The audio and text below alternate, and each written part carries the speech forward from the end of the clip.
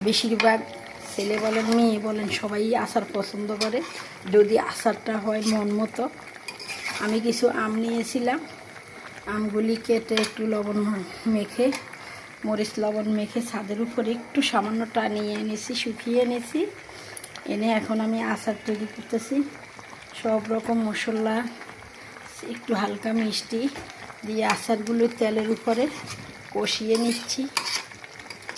দেখুন আমার আচার। এবার আমের আচার চালমা সহ দিচ্ছি। কীভাবে দিচ্ছি যদি জানতে চান তাহলে কমেন্টের মাধ্যমে জানাবেন। পুরো ভিডিওই আপনাদেরকে দেব। এখন আর পুরো ভিডিও দিতে ভালো লাগে না, কারণ পুরো ভিডিও দিলে মানুষ হয়তো মনে করে আমি যেটা না সেটাই দিতে থাকি, তাই আমি দিচ্ছি না। তবে আচারটা আমার খুবই ভালো লাগে এবং আচার আমি দেই, তাই আচারগুলি আপনাকে দেখানোর জন্য মোবাইলটা হাতে নিলাম। এবং আচারগুলো আমার আজকে এভাবেই রেখে দেব, কালকে আবার টানাবো।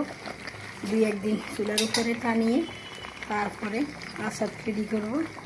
এখন আমি একটু হালকা মিষ্টি দিয়ে মরিচ, সরিষা বাটা, রসুন বাটা দিয়ে একটু গরম করে নিচ্ছি। বাকি স্টেপ আমি পরে দেখাবো। আচারটা তৈরি হয়ে গেলে এখন দেখবেন আমার আচার তৈরি।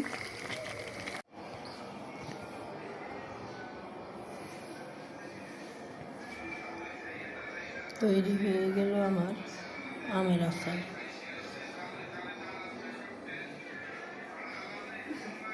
এই আচারটা এখন গরুর মাংস দিয়ে খেতে অসাধারণ লাগবে।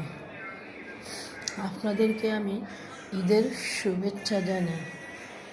এই ঈদে গরুর মাংস দিয়ে আচার দিয়ে খেতে অনেক সুস্বাদু,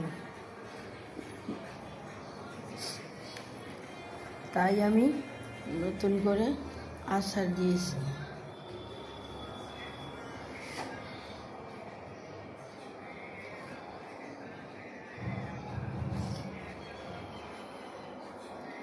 আমের আচার।